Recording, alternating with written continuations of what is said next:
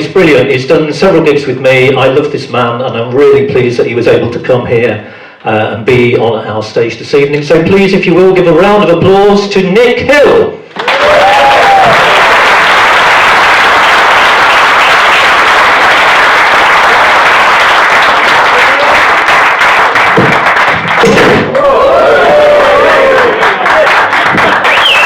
I do apologise. What a bizarre start to the evening. Are we okay? Yes. Terence, the look of disappointment on your face when Graham said, "I need you to pull a cracker," and you were looking round for a suitable woman, only to realise he actually meant a cracker. So, and then you've got audience members to come and entertain themselves after paying for a ticket to come in. I need to start running gigs like this. This is nice. I've been so looking forward to coming to Royal Wootton Bassett, and I'd like to do a bit of research about the places I'm going to go to. And I know the majority of you are here from Wootton Bassett, so just got a little quiz for you. Who knows when Wootton Bassett was first established? Nobody. You haven't got a fucking clue. Nothing. Is the correct answer. 681 AD, when it was known as Woodington, which meant a settlement in the woods. And then in 1200, or just after lunch, the then Lord of the Manor, Alan Bassett, added his surname, and by then Woodington had morphed into Wootton. So you then had Wootton Bassett. And then in 2011, you were granted the royal status as a recognition of the town's efforts and your efforts in the repatriation of British service people who've been killed in wars. And I think that's the sort of place I want to come to. And I looked on Wikipedia and it said a quaint, historic town with some fantastic Ofsted outstanding results, especially with Royal Wootton Bassett College, and I thought, I am so looking forward to getting there tonight. And then I found this on Wiltshire Live. And I'm going to read this in the voice that I think belonged to the person who wrote this. I was unfortunate to move to Bassett, not even Royal Wootton, as a 16-year-old. Don't be fooled by the Tudor library on the high street, or the fact that the word royal has been put in front of this toilet town. It gets worse. Bassett is an incubator for small town thugs not brave enough to venture to Swindon or Nam. Obviously they meant Chippenham. Even worse shitholes, but at least they were genuinely violent thugs. Bassett's would-be gangsters are like playground bullies who feast on a younger demographic, messing up teenage kids like I was, or vulnerable adults. It has left me scarred, but my therapist tells me to get a grip, don't look back, and do something positive. And that was written by Eve Sylvester, the mayor.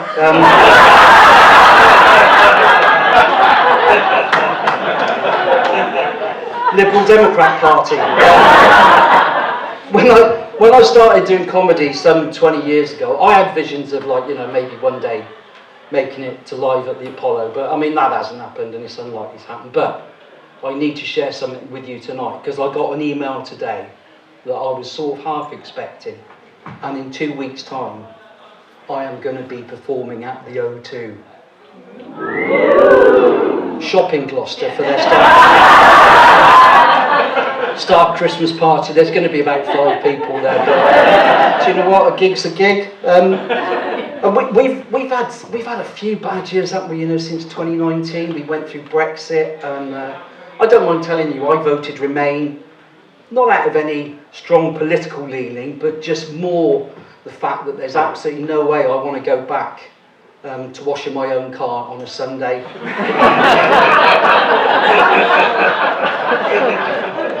And then we went through COVID, and now we've got the terrible situation in Ukraine and the Middle East. and we're under the threat of nuclear war by Russia.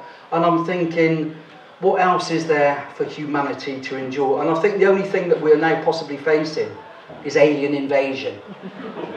I did a gig in Swindon Old Town a couple of weeks ago, and I stopped at a chip shop on the way home, and I've got to tell you, I think those aliens already amongst us.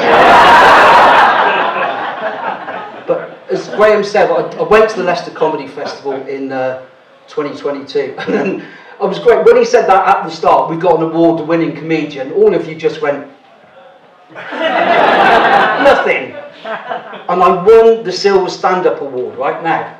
This is a competition aimed at the over 55s. No upper age limit. I got through to the final. Backstage, it was like God's waiting room for comedians. One of the acts, just before he was going to go on, we looked at him. He was slumped in a chair, eyes closed. But thinking, well, is he asleep or dead? So we said, give him a nudge. Just, leave him, because if he doesn't wake up and misses his turn, it'll increase our chances. And I went and I got through to the final, I did my bit, and I won. And I got on the phone to my wife. I said, you'll never guess. After 4 years of trying, I've only gone and won. And she's like, oh, that's fantastic. What have you won? Because obviously she is from Mumbai. I said, I've won a trophy. Anything else? No, just this trophy. Mm-hmm. So I'm back home 2 hours later, showing her the trophy. She said, well, that's very nice, but I'll ask you again, have you won anything else? I said, no, it's just a trophy. Right. I've been on the website. Oh, shit, have you? When were you going to tell me about the £500 cash prize? Like, I was gutted. Because I had that lined up for something special. She said, what have I told you all through our marriage? I've got to be honest, there's been so many things I'm struggling to remember. She said, never lie. And she's right. Of course she's right. You shouldn't lie. Last April, she went on a cruise for 6 nights. She phoned me on the Wednesday. All right? Yeah, fine. Are you missing me? I remember what she said, never lie. No, I'm not. She started clutching at straws then. I bet the dog's missing me. He wasn't. He was loving life. He was on my bed. I was feeding him at the table. We were down the pub every night. We went and got tattoos. Well, I did. And I know he can't speak, but he was sat there this one night and he was just looking at me and I could see what he was thinking. He was like, oh, Dad, this is just brilliant, isn't it? Just you and me. Mm-hmm. Can't we just move and not tell her? No, we can't do that. We celebrated Valentine's Day this year. I did the romantic thing, phoned the florist, said, can you order some flowers for my wife? I said, yeah, would you like a card? I said, yes, please. So what do you want on the card? I said, I'll just put to Lynn or my love Nick. She said, would you like a kiss on the bottom? I went, yeah, that's fantastic. I can be there in 15 minutes. She went, no, I meant on the bottom of the card. I said, yeah, I know, I'm a comedian. I was just making a joke. And quick as a flash, she came back with, I bet you don't get many gigs. Which, we celebrated Valentine's Day at home and we were just chatting and Lynn said, can you remember how we met? I said, yeah, I had an advert in the Lonely Heart, so you replied to it. Actually, she said, you had 2 adverts, but I only replied to one. Well, I didn't know that. I said, well, why didn't you reply to the other one? Well, in the second one, I think we've lost it. No, I think we're all right. We got it. In the second one, you put your height. What? I didn't know she had an issue with my height. I should have realised, because like about 2 weeks after we met, I suggested go to Alton Towers for the day. And she was like, I don't think £32 for you to go on 2 rides. But then after we were married, I came home one day. Thanks, Greg. And she said, sit down, I've got something important to ask you. Well, I think it's dropping in and out, isn't it? Might be the lead. Is that better? Can you hear? Yeah. She said, I've got something important to ask you. I said, what is it? She said, how do you feel about being only 8 inches taller than the largest emperor penguin ever recorded.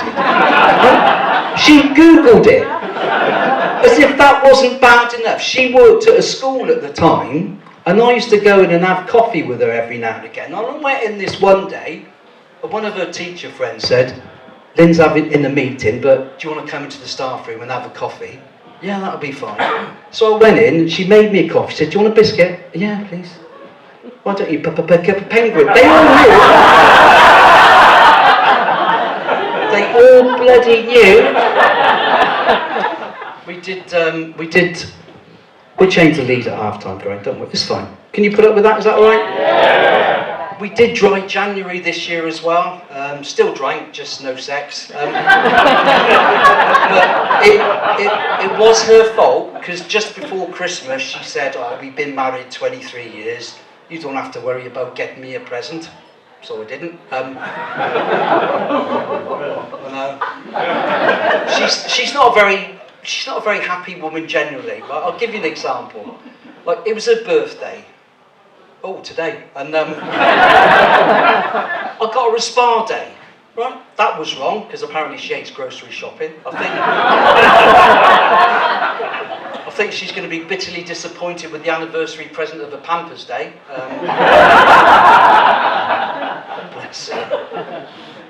She does moan a lot, and she said, I know we've been married 23 years, but maybe when we're being intimate, could we have some music playing just to break the silence?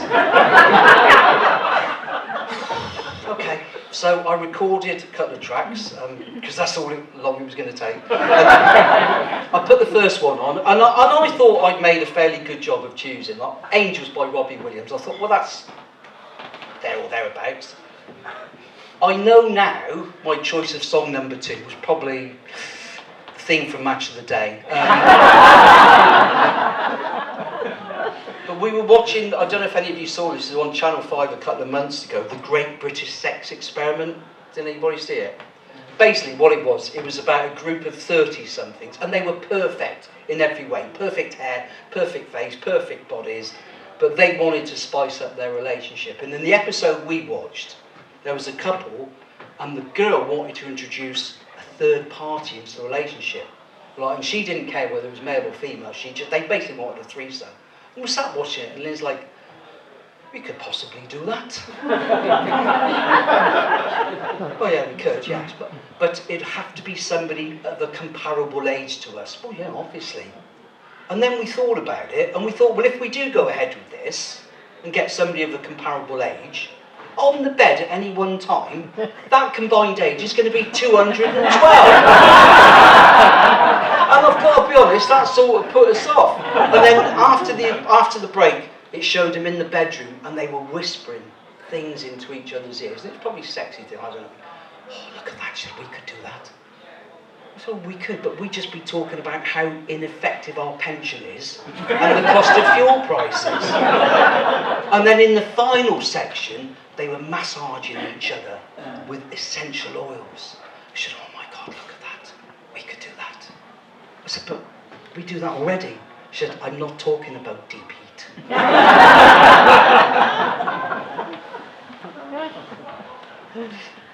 She said, there's no surprises in our relationship anymore either. Okay, took that on board. So the other night, she was in the bathroom getting ready for bed. I went to the bedroom, turned all the lights off, lit some candles, hid under the bed. And when she came in, I just grabbed her ankles. Apparently that wasn't the surprise she had in mind. But she did surprise me just before Christmas last year. She said, you have remembered you're picking me up from my work stool tomorrow. Well, yeah, I had sort of remembered. It did come as a surprise because she's self-employed and works from home. That's fine, I'll do that. So I got to the allocated place at the right time. She got in the car. All I said was, have a nice time. That was it. That's all I said. Are you saying I'm drunk? Oh, don't start that. No, but clearly you've had a drink. And I got silence for 5 minutes, and then I got, the thing is, I don't think you really love me. In fact, I don't think you've ever loved me. I said, well, I do. Obviously no guarantees going forward. Well, if you love me, you can prove it. Well, how am I going to do that? She said, you can get on top of me in this car now and make love to me. So that's not going to happen. She said, give me one good reason. I said, I'll do better than that, I'll give you 3. She said, go on then. I said, well, number 1, it's 3:30 in the afternoon and it's still fairly light.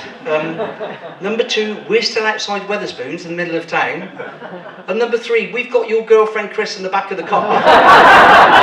Because we're giving her a lift home, right? And that's the thing. She's got a girlfriend. That was the girlfriend she went on that cruise for. I wanted one night away with my girlfriend to spend that 500. The shit I got from that. I take it everyone's looking forward to Christmas. Yeah, I'm not. I've got to be honest. It sort of stems back to my childhood, to be quite honest, because it still upsets me now. It still scars me. January 1963. I was 5. Just gone back to school after the Christmas break, and I came home, went to the kitchen. My mum was in there. She said, Mum, she said, what? I said, all the other little boys at school were talking about the presents they had Christmas Day that Father Christmas brought them. She said, and? I said, well, I didn't get any, did I? She said, no, you didn't. And there's a very good reason for that. I said, what is it? And I was 5, right? Remember that, I was 5. She looked me straight in the eye. She went, Santa don't stop for ginger kids.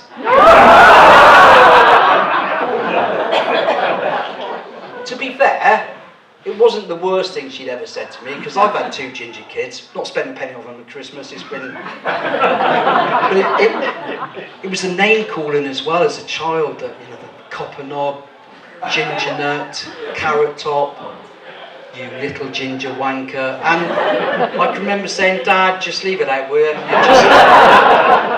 I was thinking of my dad the other day because I was watching something on YouTube, and the older demographic in the room will remember this. World of Sport on a Saturday, used to have wrestling, proper wrestling, and afterwards me and Dad would have a play wrestle, and I was probably about 6 or 7 at the time, and I'd try and pin his shoulders down for the count of 3, and at the last minute he'd always manage to pop one of his shoulders up. And I think in a way what he was trying to do was teach me a life lesson, in that being, no matter how hard something is, no matter how hard the task, if you persevere, when you achieve that task, you'll feel brilliant. And he was probably right, because I can remember when I finally managed to pin his shoulders down for the count of 3, it was a euphoric moment. It was brilliant. He was 84 and in a care home suffering with brittle bone disease. But win's a win, isn't it? So we've got 2024 coming up, and I've had numerous conversations with my wife about my attitude for 2024 and what I need to do to change. And one of the resolutions is to be a better person, but I less angry. I've got to be honest, I sort of struggle with it because I've got 2 stepdaughters. Not that they're the cause of my anger, but we do get on. I mean, they're 40 and 41, so they're not kids anymore. And the one's a bit of she's not woke, but I'd say she's a little bit hypocritical. Like, so she believes that all corporations are corrupt. She believes that the chemtrails that come from the planes, the government has put chemicals in that, and that all floats down to earth, and that's affecting our minds and controlling us. So she's a bit like that. But she lives in Germany, but she's quite happy to fly back every 6 months or so, and on the plane she's got her Apple Mac laptop out, and as soon as she lands she's bloody shopping in Tesco. So I think that's a little bit hypocritical. But that wasn't why we fell out. We fell out because I was talking to her about a documentary I'd seen about Greenland, and I inadvertently used the word Eskimos, right? She went off on one. She said, that is so racist, you cannot say that anymore, that is awful, you're a really bad... I said, well, it's just a bloody name that I grew up with, I don't mean anything by it. She said, the trouble is that is so discriminatory, but you wouldn't understand discrimination, would you? Because you've never been discriminated against. I said, right, hang on. Wait, whoa. I said, I applied for a gig earlier this year in Bristol. It said acts wanted, particularly those of LGBT persuasion or POC. I phoned up, I said, I'm interested in the gig. They said, are you LGBT? I said, no. They said, are you POC? I said, I've got to be honest, I don't know what it means. They said, a person of colour. I said, yes, I am. They said, what colour are you? I said, ginger. They put the phone down. I retired in March this year, so I've been spending 24/7